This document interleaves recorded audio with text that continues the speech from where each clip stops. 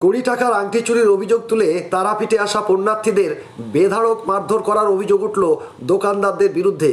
দোকানদারদের মারের হাত থেকে রেহাই মেলেনি মহিলাদেরও। লোহার পাইপ দিয়ে মারধর করার অভিযোগ। মারধরের মাথা ফেটে রক্তাক্ত হয় এক পুণ্যার্থীর। মারধরের ভিডিও মোবাইলবন্দি করলেন তারাপীঠে আসা এক পুণ্যার্থী। বিষয়টি জানিয়ে তারাপীঠ থানায় লিখিত অভিযোগ দায়ের করেছেন আক্রান্তরা বলে জানা গেছে। ঘটনার পর পলাতক অভিযুক্তরা বিহারের কাটিয়ার থেকে সপরিবারে পুজো দিয়ে এসেছিলেন। পুজো দিয়ে ফেরার সময় তারাপীঠের একটি দোকানে ছেলের জন্য 20 টাকা মূল্যের একটি আংটি কিনতে যান। সেই সময় দোকানদার তাদের বিরুদ্ধে আংটি চুরির অপবাদ দেন। এই নিয়ে ক্রেতা ও বিক্রেতার মধ্যে বাকবিতণ্ডা শুরু হয়। অভিযোগ, বাকবিতণ্ডা শুরু হতেই দোকানদার ও তার লোকজন পুণ্যার্থীদের উপর চড়াও হয়ে বেধড়ক মারধর শুরু করে। মারধর করা হয় মহিলা পুণ্যার্থীদেরও। মারধরে মাথা ফেটে রক্তাক্ত হন এক পুণ্যার্থী। এরপর এই বিষয়টি জানিয়ে তারাপীঠ থানায় লিখিত অভিযোগ দায়ের করেন আক্রান্তরা।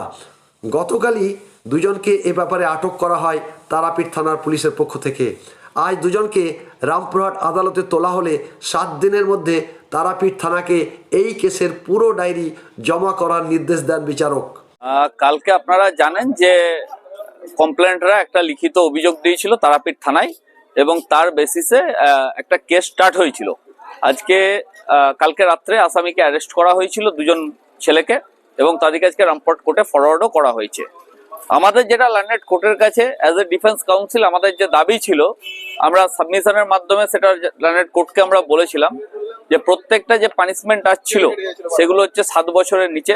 সেই ক্ষেত্রে আমাদের অনারেবল অ্যাপেক্স কোর্টের যে গাইডলাইন বা যে অনেক ভার্ডিক আছে, Anis Kumar versus state of Bihar থেকে শুরু করে বিভিন্ন ভার্ডিক আছে, সেখানে প্রথমে অ্যাকিউজকে নোটিশ করতে হবে।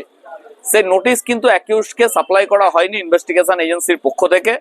এবং তারপরে আমাদের যদি নোটিশ না করা হয় তার জন্য চেকলিস্ট দেওয়া হবে, কিন্তু প্রপার অ্যারেস্টের কারণ সেই চেকলিস্টে মেনশন করতে হবে এবং তার সঙ্গে এটাও মেনশন করতে হবে যে কি কারণে আপনার করা হলো না, মানে অ্যারেস্টের জন্য যে নোটিশ সে টাইম দেওয়া হলো না তারও গ্রাউন্ড মেনশন করতে হবে। কিন্তু আমরা তাদের যে চেকলিস্ট থেকে ইনভেস্টিগেশন এজেন্সির পক্ষ থেকে যে চেকলিস্ট দেওয়া হয়েছে এই ধরনের কোনো বর্ণনা বা ডেসক্রিপশন কিন্তু তারা দেননি। সেই জন্য লার্নেড কোর্ট এলাবোরেটলি ভাবে হিয়ারিং শোনার পরে 7 দিনের মাথাতে এই মামলার case diary CD call for করেছেন তারাপীঠ থানা থেকে। আমি অ্যাকিউজড পক্ষের, আমরা অ্যাকিউজড পক্ষের আইনজীবী আছি। হ্যাঁ, আমি অ্যাডভোকেট অভিষেক ব্যানার্জি, রামপুরহাট কোর্ট।